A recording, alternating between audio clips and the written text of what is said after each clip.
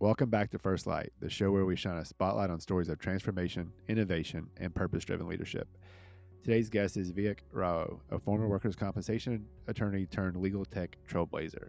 After seeing firsthand how outdated and inefficient legal workflows can be, he co founded Foundation AI, a platform that revolutionizes how law firms process documents, emails, and data using the power of artificial intelligence.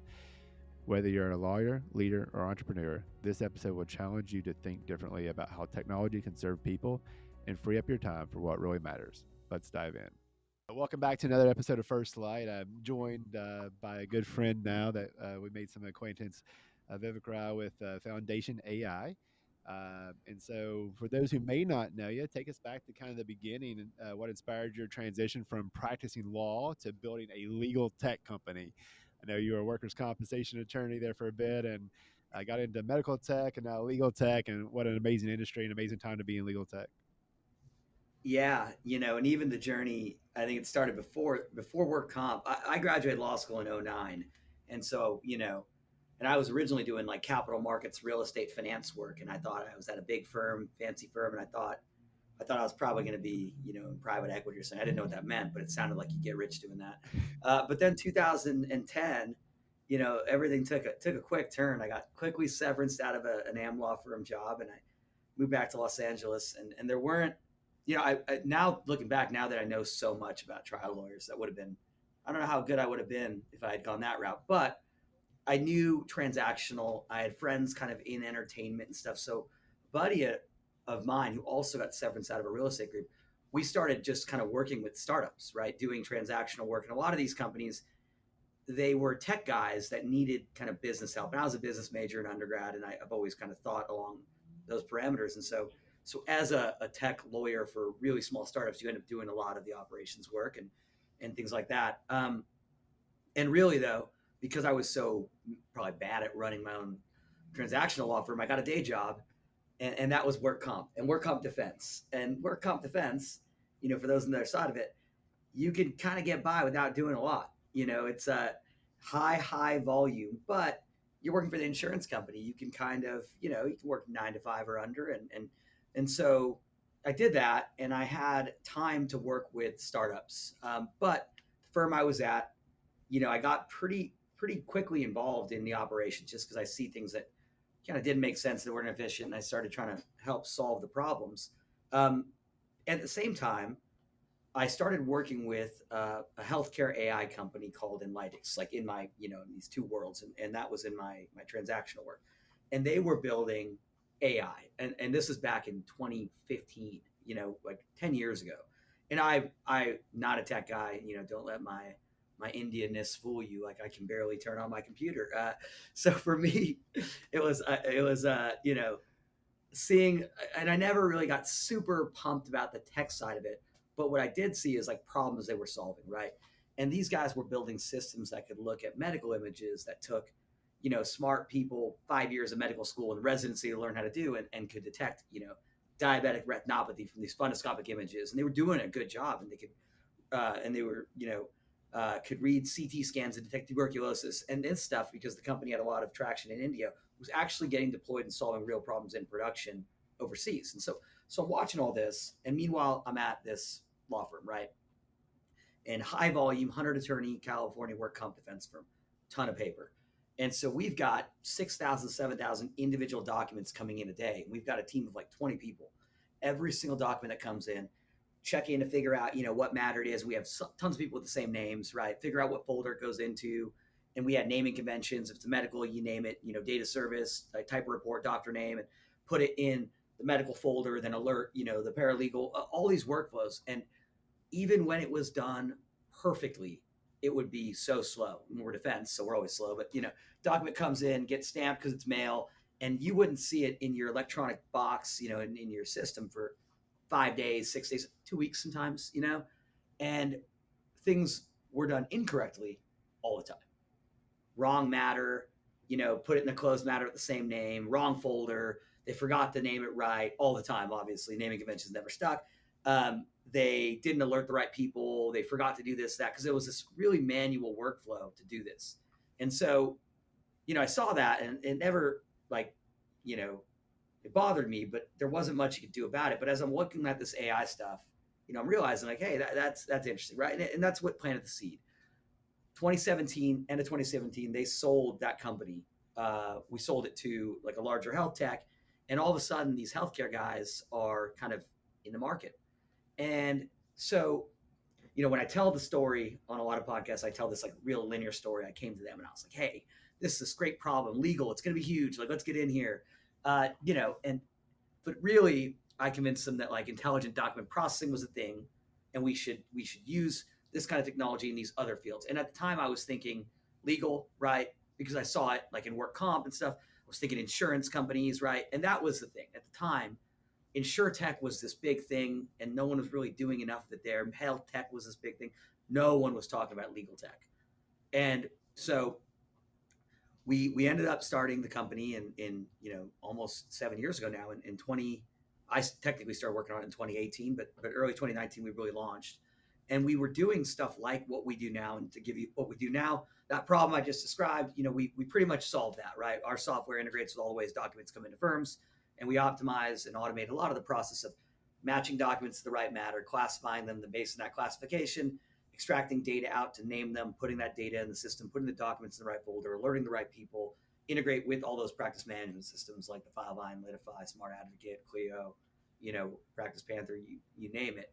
So started kind of solving these problems. And that was at the time when we started the company, like one of the little things we were doing, right? But I had these sort of, and this is where the story gets, the real story is like a lot of law firms, and I think about this parallel.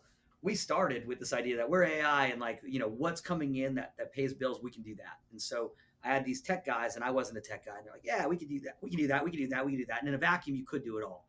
So we were chasing like, some video stuff we were doing. We had stuff around documents. We had stuff around insurance. We had all this stuff.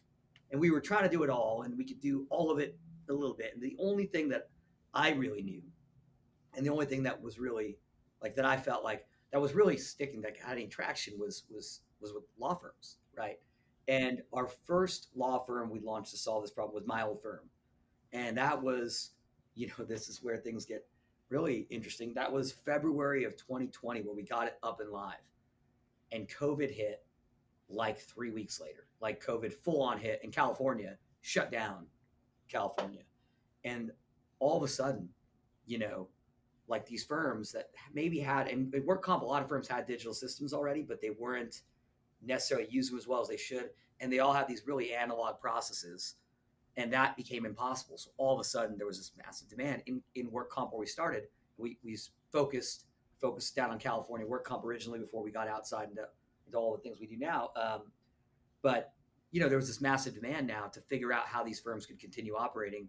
And if you could take this process and streamline it and make it where people could, do it in a lot less time and do it remotely and do it using technology, it, that became the thing. And at the same time, while we were doing this, we still, we had investors, and we had my co-founder that like wanted to build a $1 billion. And I wasn't thinking about building a $1 billion business at this point. I was thinking about like, we had raised money from like friends and family. My dad's like retirement account was like one of our bigger investors. I'm thinking about like, we can't fail. Like I can't like lose people's money. We got to figure out what something here.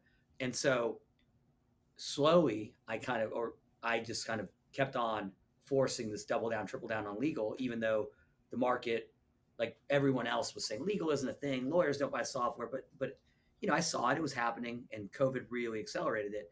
And then I think that over the first year, one of the things that was most fortuitous that seemed catastrophic at the time is we were working on a big deal with an insurance company. We had kind of signed, we had won an RFP. We were working, I probably spent $50K on legal bills, to like negotiate the contract. And this was going to be this big $1 million deal. And, naturally it just completely at the end, like with unceremoniously, with nothing more than like a one-line email from a project manager, like they decided to go another route after all this. And, people were devastated. And I was like, thank God. Because during that time, we were just like organically, our customers were loving the product in the law firm market, we had no salespeople yet. We had no real marketing. Like it was just, and it was one of the things that and our customers were telling each other. And during that time period, we had so way more than $1 million worth of business to law firms that came wanting it, loved it, and were telling each other about it. And that's when I was really able to just say, that's it. We are a legal tech. We are doing this. We are focusing on this. And that focus is what's led to, dare I say, the success we've had since then. And that's that parallel that for a lot of law firms, start doing everything and then narrow in. Yeah, it's crazy. So you're talking about AI as early as 2015. I did a presentation on AI and the AI and PI is the title of it. But looking back and doing the research to learn more about AI, it was shocking to me that it's been around for so long, right? Because I mean, for me, it was really kind of the evolution of ChatGPT coming on the scene that really kind of opened my eyes to AI, and then all of a sudden, I saw how powerful it was. I was like, man, I got to have more of this. And now we're starting to see more and more companies jump into space. But what's been crazy, and the thing I want to talk to you about too, is that AI is if I had to do a presentation, in 6 months from now in AI, like I can't start preparing for almost 6 months because it's changing so rapidly. It's so which is so Yeah. exciting. But talk about kind of being one of those first players in the space and having to kind of go out and explain to companies that were not familiar with AI at the time. You had that kind of that hurdle you had to come over, and then also, I wanted to kind of touch on. I think it's so exciting to talk about a startup and your dad going to retirement to help you out. Like the risk that you were taking to go from the law firm space with a paycheck to jump into this legal tech field and fund this startup and all the kind of hurdles that, we were talking before in business, that business pain and there's so many challenges that I'm, you I'm, overcome. I don't know if it's me. You're kind of cutting Well, I out. apologize. Hopefully it's just Yeah. you, but the Sorry. audio is hardwired, so they'll be able to get it for us. But Uh, talk about that, kind of jumping into legal tech and having this dream, and kind of have to put all the money on the line, and those kind of those early challenges and pain points that you had to overcome. yeah. Yeah. And, I think that this will resonate with you because it's, like I said, it's not too dissimilar than what y'all do to start consumer, like, plaintiff law firms, contingency firms, right? Like, you guys are startup founders, right? And it's funny because when we got into this market is when I really started feeling like really kindred kind of spirits with our customers, which is why I've had so much fun as we've been, the last couple of years that we've been really focused on working with a lot of plaintiff firms. But you take that risk, right? Like, and for us, I think part of it was it didn't have a lot of options because, like I said, the initial like investors behind this business, and really, I convinced people. I think that I was so naive that the technical guys I was with convinced me that this was all going to be really simple. And I think back then I thought, oh yeah, like these are AI guys. They just sold a business. We're going to start this thing and raise some money, and we'll do some AI stuff, and I'll just be the figurehead, and we'll sell it in 2 years, and I'll be it would be awesome. And that was certainly not the case. And so, but I did raise money from friends and family. And then my only concern was ensuring that I didn't lose people's money. Right. And so I didn't worry about building a massive business. I worried with that. And the other part is, I think that I've always, because I'm not a tech guy. I don't get enamored by the technology, and I'm not trying to build like cooler tech. I'm trying to solve a problem. And I think that for us, and this goes back to the explaining thing, the problem we set out to solve back then is still the problem we really solve now. It was one that didn't take, thankfully, it was one that I liked because it was so obvious a use that AI should be helping with. And it didn't take a ton of convincing. To your point right now, the stuff that AI can do now, it's pretty insane. And I'll get into some of that. But at the time back in 2018, people knew AI was starting to come out. Like you knew about Watson, you saw it win Jeopardy. People self-driving cars were starting to happen. People knew, that AI was being used in healthcare. And so you could have this conversation with people and be like, look, like if AI can read medical images and it can drive cars and it can do what takes smart people med school and residency to learn how to do. Like, don't you think it can do like this clerical work that is being usually relegated to, a revolving door of temps at a lot of firms? It's being offshored. It's being done by people who don't want to do it. That could be doing other things, if it's done right. Like, don't you think that AI should be able to do this? And it was this, and at the time, I think even back in 2019, like there was at least It wasn't a huge, it was still a big hurdle, right? It wasn't a massive hurdle though, like now to believe that AI could solve this problem. The second piece is, and we're still like this, we've always been, because we work in this regulated industry and because of the impact of making mistakes is so huge, right? We've always worked in a way where our software, the AI doesn't do it all by itself. It's always included like a human in the loop, right? And the idea with us, even back then with the models we built, 'cause we built before GPT and all that, and even now with us, we built our own models. We trained them. I have a large data science team that's building these models and tuning them. To do what we needed to do. And one of the big things that we always focused on was accuracy is important, but confidence is super important.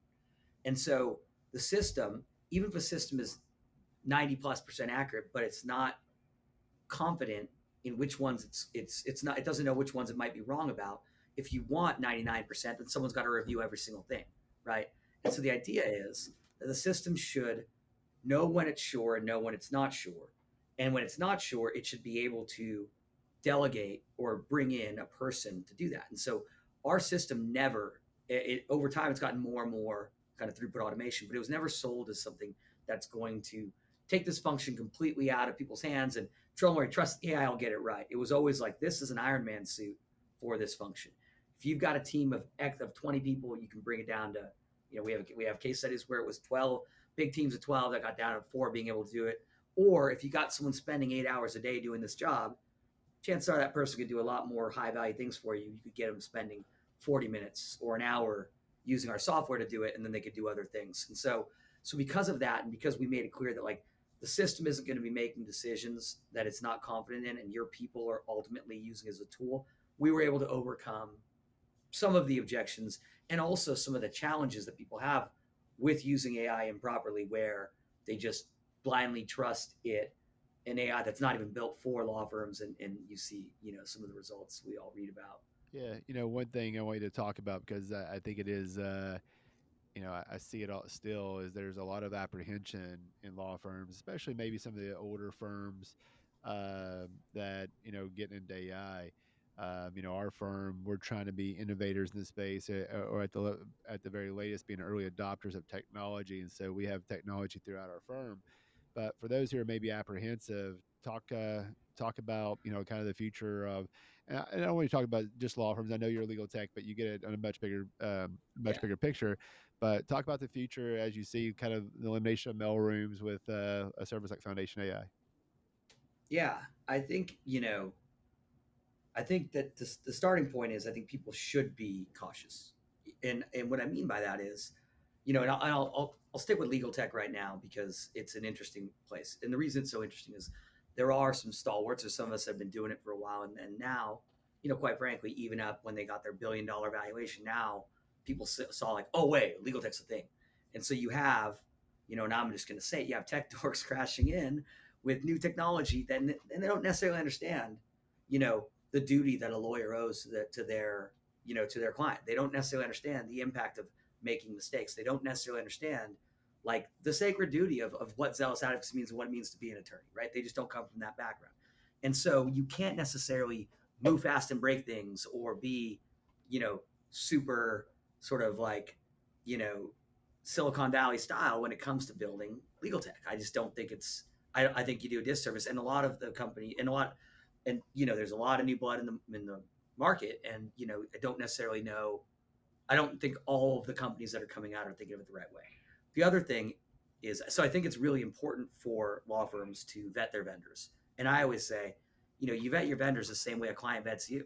Like, do they have a SOC 2 type 2? Like, do they even understand what that means when you ask them about it? Do they have proper data security protections and process in place? And are they willing to talk about those with you and show you, right? That's that. Consider that table stakes. So that's like, do they have a bar license, right? And then I think, like, do they work with other law firms? Do they have customers? Can you talk to those customers? Like, how do they actually operate in the space? Or are they just coming in right now? And I think that is really important. But the other thing I think is really important is, because there's so much stuff coming out, and you all are, I'm sure, inundated now with this, that, all sorts of stuff. I think it's important. You can walk through a trade show and see 50 boots and they all look cool and sexy and all that. I think it's important to look at it from the other way rather than look at what's out there and like, hey, this looks cool. Rather, go to that internal assessment of your firm and look at your processes, look at how your firm operates, and think about where do I see bottlenecks? Where do I see problems? And then is there a solution to that problem? And the key thing is there a solution to the problem? Because buying AI for AI's sake is like, that's gimmick. Like you can't buy all I think about AI to me, it's now a technology that enables us to solve problems that we couldn't solve without it. But at the end of the day, the point of it is to solve a problem, drive some better enterprise value, drive some business value, do something, right? And so if you look at these things that need doing, AI now can help us do more with technology or help people do more with less effort than before.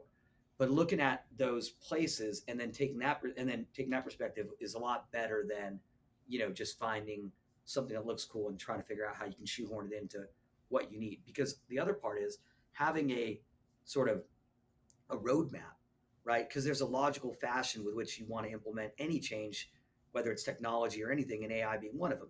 So, sometimes, and this is, not to pitch foundation AI, but we handle the first mile of every document, right? If documents, they say garbage in, garbage out, right? If you don't have documents in your system of record, if things are stuck in people's email boxes and if things aren't labeled correctly and if people can't find what they need, then a person can't find what they need to do their work, nor can a downstream AI, right? So if you're going to take all your medicals and put them into an AI to get a great medcron, well, that only works if your medicals can be found, are in the file, and are ready for a lot of these products to work. So it would make sense then, if you were thinking about it from that perspective, to solve that problem before solving like the let's build AI to, and I'm not saying that to say everyone should go buy a foundation AI first, but the way in which to think about, how to implement software is the way to think about, operationally how you should do anything. There's a logical fashion and a strategy you have to have in mind in the roadmap, I think. Yeah, well, what is the vision for Foundation AI now? What's the future with AI changing so much? You've solved this problem, and you guys are doing great. What's on the horizon? Well, I don't know if we've completely solved it yet. I think there's places to get better at what we do, obviously, and I don't think we're done. But you know, I think to your other question, I think there's a lot of great companies. I know I said, there's a lot of great companies in the space that are doing a lot of great things too. Um, and I think that with the right tech stack, I think that law firms, especially plaintiff firms, are going to be able to get really efficient and be able to deliver a tremendous amount of value to their communities, and obviously make money in doing so, with less manpower, right? With less effort, or with the same amount to do a lot more. And so I think that for Foundation AI, we really want to ensure that we can help solve that first mile problem, right? To me, it all starts with to me, it's like the documents are the foundation of legal practice, right? And so what we're doing at scale is we're getting all those documents from all the places that they reside, right? And one of the things just that we want to get better at is getting them from portals and getting them from third parties, getting them places where you have to like log into multiple systems and there's a lot of pain associated. So we're working on getting better at that side of it right now. Because we don't have we right now aren't yet automating kind of all that, but getting all those documents in, getting them properly organized, and then executing what we call document driven workflow. And those document driven workflows could be to get it to a person with information they need or prompt action that they need to take. It could be to feed it to another AI with what it needs to do its job. So I think that I almost think of Foundation AI as being like an air traffic controller in some sense, to get everything in, know what everything is, put it in the right place in the downstream practice management system, and help orchestrate a lot of the downstream functionality. And that functionality can be executed by people, could be executed by by other AIs, but really to optimize the operations from the first mile on through. Um, and I do think that we'll get better at our deep integrations with a lot of the practice management systems and what we can do as far as more workflow, and so on. And I think the industry as a whole, that AI is getting really, really good at doing a lot of things. But the same way we are very focused on what we do, I think that you'll find that these players that are just, and this is very similar to a law firm, these players that are focused on solving a problem and then being very thoughtful and methodical of how they expand from there are the ones that are very interesting to me. So, for example, if I just said I'm going to do demand letters and I do those and I'm getting really, really good at it and I'm the best at it, then I decide to expand out from my position of strength into other things that make logical sense, and that the work we've done helps make us really good at doing these other things. Like that makes sense, and that's how you'd think to expand legal practice: get really good at something and then expand to adjacencies that make sense, as opposed to a company that's maybe coming in and say we're going to do everything today, right? And so I think that you have really exciting technology coming out from, and there's a couple big players in the space we all know, and I think a lot of them are building some really exciting technology.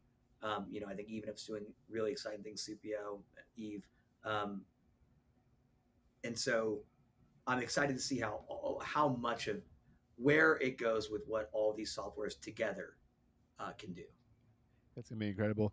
I want to talk to you about kind of being the leader of your firm, starting or not a firm, but your company. So talk to us about kind of what you've learned about leadership, going from being a lawyer to being a founder, CEO.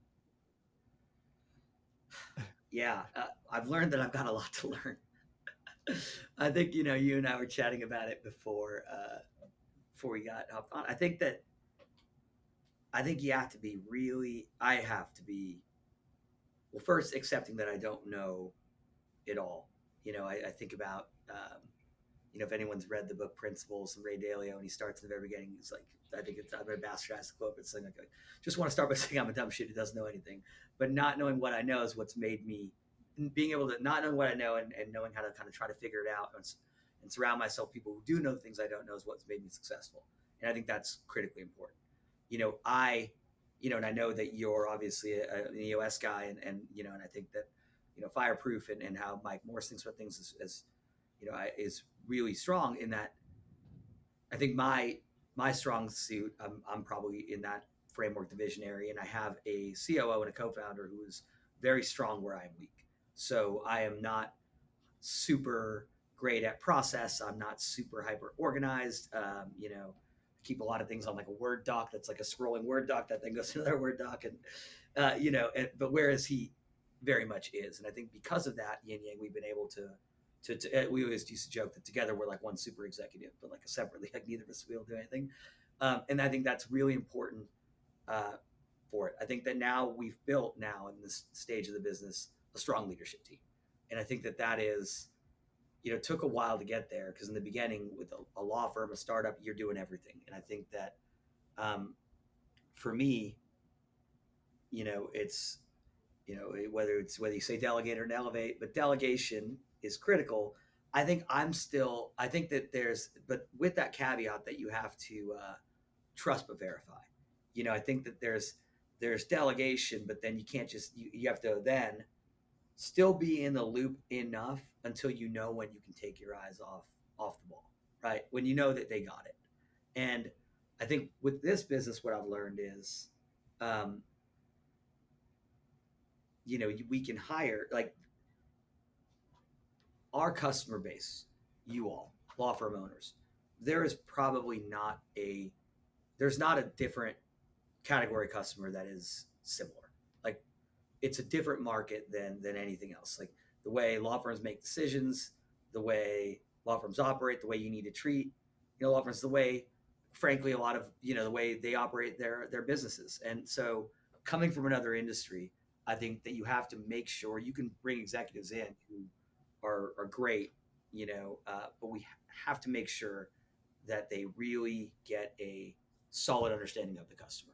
Because at the end of the day, like our first guiding principle is think like a customer. It's like the first of our core values, and that's, you have to make sure that you enable people to do that. And I think in a law firm, it's similar where if all your people are thinking from the perspective of the client, then chances are people will make good decisions that'll help. If you hire good people, and and they have that same shared framework by which at the end of the day, like if everything comes down at the end of the day, like okay, like what's the best thing for the customer, or what, in our case, like what does the client really want here? And sometimes that means telling a client that hey, what you're saying is wrong, and what you're saying is not going to get you what you actually want because you don't know what you're doing right now.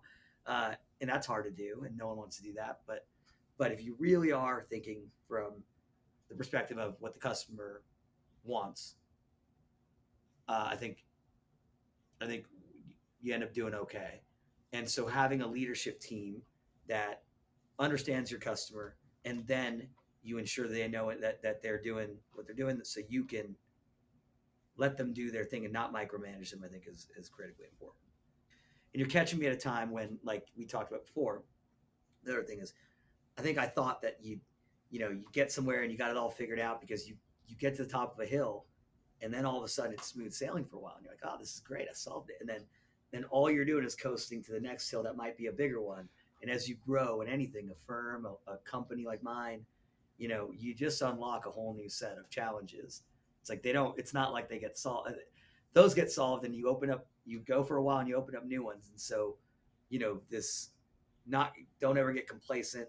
Assume you're going to have to continuously learn, evolve, and adapt, and be ready for that. And just get a team around you uh, that is good at adapting and moving quickly. Yeah, I always like to think about the games that we played as kids. Uh, even Tetris, games like that, where there's different levels, right? So like level one, it's like nice and slow and easy movement, and it's Yeah, kind of build, and then it gets a little bit quicker, a little bit faster, and harder and harder and harder, and then to me, it's kind of been like a similar to running a business is that you're constantly jumping up a level one to level two, level three, and there presents to be more challenges, and the speed in which you have to act changes too. So I love that. But the last thing I always talk to people about is I know you did this startup and you're running a business now and a very successful business. I know you have a family as well. So what's the things that you do to keep yourself healthy and sane and to show up the best for your team and to show up best for your family? yeah, and I think this has been one that's always like the rest of it, a constant tension. I'll call it tension. Tension can be healthy, but it takes work. And the first thing is I wake up very early. And if you would have told me in my 20s when I was probably out till 4 a.m. most of the time that I'd be waking up, from between 4 and 5 a.m. every day, I tell you you're crazy. But certainly ever after having kids, like I wake up before 5, pretty much 7 days a week. If I have this Aura ring now that tracks as if I need sleep, then maybe I'll sleep in like till like. Well, I have little kids, so I can't sleep in past 7 no matter what. And that's why I have to get up at 4 or 5 because my kids are up at 7, and I've got a 4-year-old and a 2-year-old, and so I have to, have that time at the beginning. And I think I listened to what you said, and you said it actually. I was thinking about what you said this morning. I like to stack some wins in the morning, and usually that is exercise. I mean, I exercise a good amount. I have to. If I don't, I don't know how I'd keep any of this together if I didn't. And I think that people who say they don't have time to exercise, like exercising is what gives you time because you'll find so much clarity of thought and action. And when you know you have to make time for exercise, you'll get through a lot of other stuff that you would, a lot quicker. So I exercise regularly. I don't always get to do that first thing in the morning. So I think most nights I'll spend a little bit of time planning my next morning. So I don't have the same morning routine every day like a lot of people. I wish I did, but in the reality of running my business that has, sometimes I'll have 6 a.m. calls because I'm talking to the East Coast, and sometimes I'll have so. But I know what my next day is going to look like the night before, and so I'll plan the morning. And so most times I'll work out. I'll go for a nice long.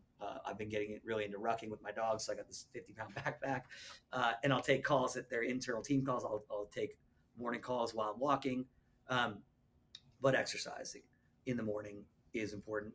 Um, and oftentimes, what I'll do is in that period of time, like when I first wake up, and I wish I could say that I did the gratitude journal and all. I probably got to get better at all that. But what I will do is in the night before, I'm one of those people that like once I execute on something, I cross things off. I like getting things crossed off. So I'll think of something that I think I should be able to get done in 15 to 20 minutes.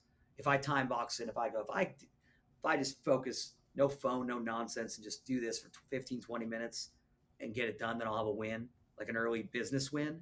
I try to get something like that into that first 2 hours before my kids are up, and then just sit down and literally time box it and get something that's been bothering me. And oftentimes, I have so many of these things, and it could be something that isn't my most critical thing for the day or anything like that, but it's something that's going to nag and going to keep on moving on that to-do list. And so if I just knock one of those out every morning, and oftentimes those are things that I can knock out in 15 minutes, then I have less and less of those like things that are irking me in the back of my mind. And I start a day with a win. And so that and exercising are two of my kind of my tricks, I'll call them, that have helped me a bit. The last thing is I now, by doing that, even on weekends, I tend to be able to get some work done on weekends. Now I'm trying to work a lot less on weekends. I used to, there was a long period of time where I was 12 hours on Saturdays and 12 hours on Sundays as well. And, my kids were younger then, and now they're a little older. So I try to avoid weekends. And in our business, is a lot of travel. I really try to avoid traveling on weekends. I really try to be home weekends. You can't always, but that's one of my. I try to really limit the amount of weekend travel, business travel. Yeah, I know the last thing I was going to ask you because this is kind of a personal thing, but we'll ask it to you here. How you doing with 75 hard? I know the last time I saw you not too awful long ago, ventured down the 75 hard route. Yeah, it's a modified version of it, I'd say. I'm still going. I'm still in it. So I think that I'm on day modified because I'm not probably taking the progress pictures every day, but I am. No substances, no drinking at all, no drinking or anything else. And that's been, if I'm being totally honest, I don't think I ever went. Not that I had like a big drinking problem or anything, but I can't imagine that I really went 30 days, and now I'm at probably 40, 42 without having anything to drink. I never did a dry January or anything, and it's felt great. I will say I feel amazing. And those 5 a.m. wake ups, like just I definitely feel like you pop out. You feel a lot different at 5 a.m. when you haven't even had anything to drink weeks, days, nights before. So it's going well. My modification is, and this also ties in the family thing. Uh, 75 hard technically has two workouts. One has to be outdoor. I have been doing the two, but I'm counting like an outdoor stuff that might not be a workout. So if I take my kids for a walk for 40 minutes or I go to the park with my kids, I need to be outside, but I'm counting kind of some stuff that like I just taught my daughter, my 4-year-old, how to ride a bike. And so, we were out doing that. I count that as one of my outdoor workouts. So it's a little bit of a modified version of it, but That's a workout. I did that. yeah. Yeah, she learned about her big girl bike, so that That's was a awesome. big win for us. So yeah. But it's going well, and feel great. Well, that's awesome. I'm glad to see that you're sticking with it and to hear how great you're doing. I know, getting to know you has been a great. You've inspired me with your story, and so hopefully the listeners will be inspired as well. And I can't wait to see what more Foundation AI does and what more you accomplish. Yeah, no, thanks for having me. It's been great, and I think if I could give a takeaway for the law firm owners out there, I think you know my biggest probably takeaways are going to be just you're inundated with stuff right now, so look at it from the perspective of like what don't buy AI to buy AI. Look at where you have things that could be better and figure out if there's a tool that might use AI that could make those things better for you. And it's because every law firm where they are in their journey is going to have a different need or a different highest priority where AI can drive where tools that use AI can drive value. Vet your vendors. Make sure that you're getting business with, and yeah, I mean those are probably my two biggest and Yeah, think like a business owner. I love that you said it because one thing I think I know I told you I believe in Park City was um, for me when I do business with companies now, and for me, it's important to know who the founder is.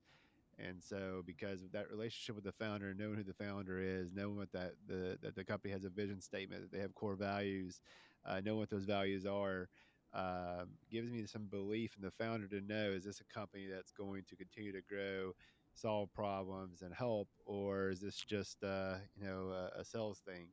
And so, in getting to know you on a personal level, it just gave me that that vote of confidence that we were working with the right people. So it's important to really vet your vendors and to know who the founders are, know what they stand for.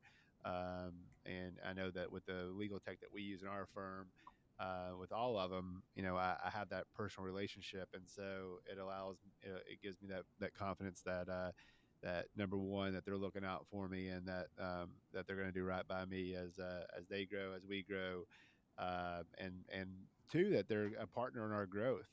I look at a lot of the AI now as a partner in our growth, and it's a lot more than just a software that we're utilizing, or a company that we're paying to provide a service. It's really become a personal thing to really support our growth.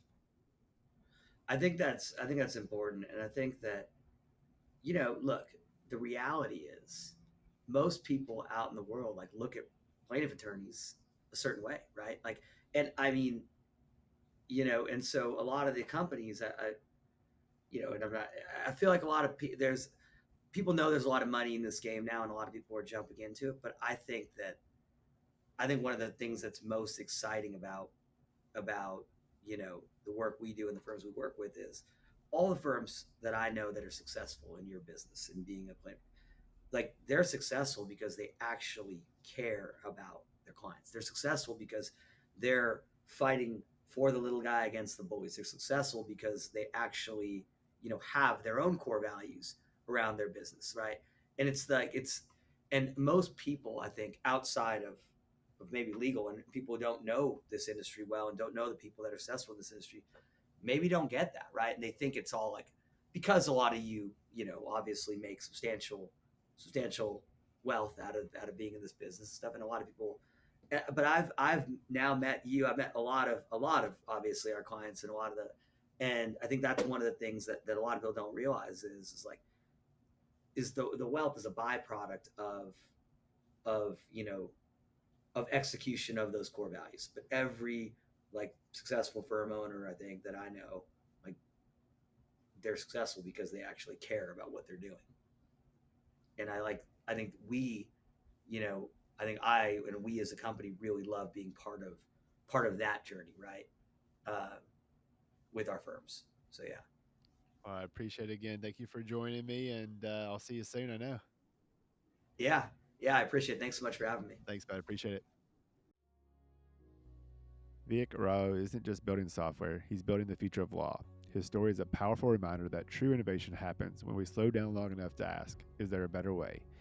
And then have the courage to build it. You can learn more about Foundation AI at foundationai.com and follow Vivek's journey on LinkedIn. Until next time, keep shining your light.